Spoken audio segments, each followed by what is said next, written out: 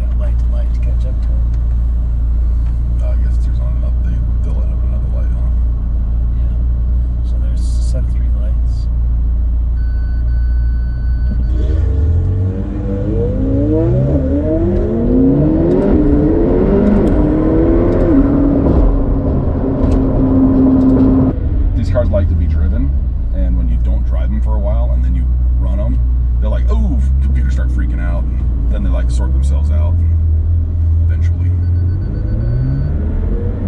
Sounds like it can be expensive. It can be. There's like 17 different computers on this car.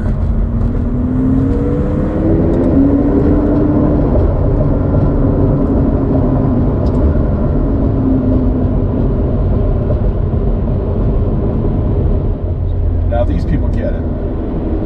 You see a big lineup of supercars, and you pull over and let them all pass. And then you pull out in front of them. What's that? And then you pull out in front of the ones that aren't there yet.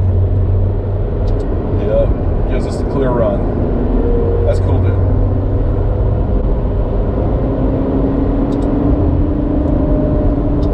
There we go.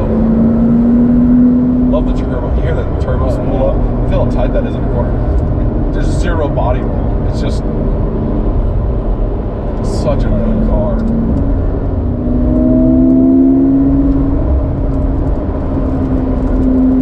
Just did sandblasted.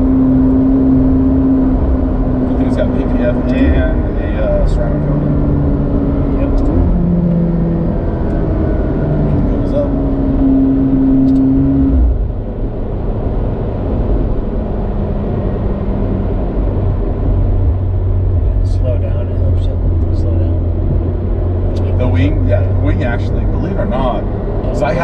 malfunction once.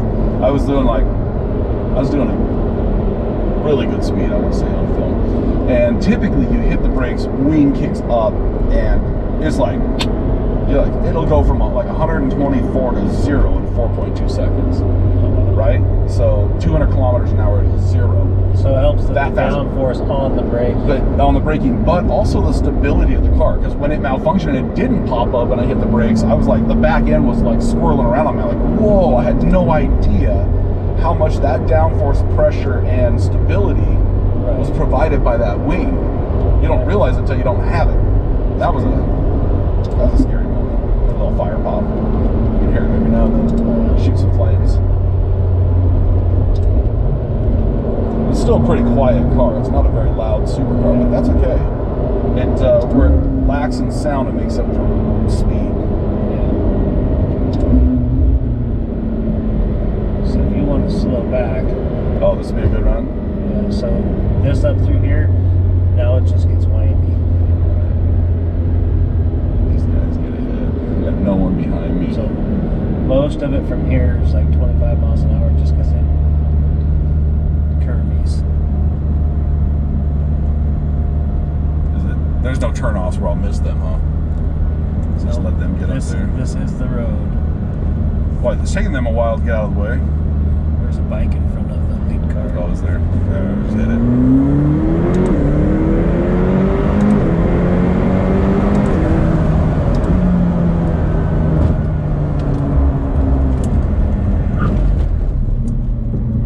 That's crazy. I didn't know they were going to be stopped in the middle of the road. Yeah, I'm telling you. That's the stopping power. You feel that? Hell yeah. That's legit. That's awesome.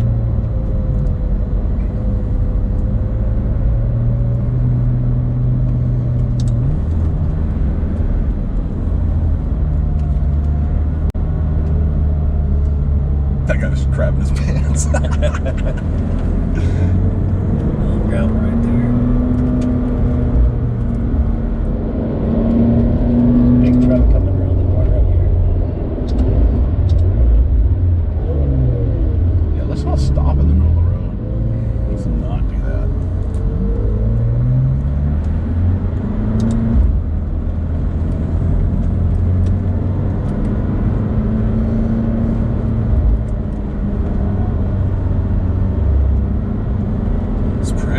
Oh my gosh, that's cool. Oh yeah, that's gorgeous.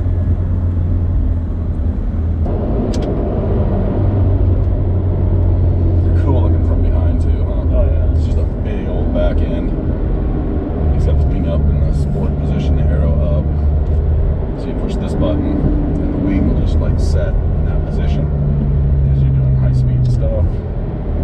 Now normally it'll pop up, do its thing, it'll work, but if you put arrow up, it just sticks in that kind of high downforce position and then rides from there. So did it make you nervous when you first took something like this out to the track and Oh yeah. drove it? Well, yeah.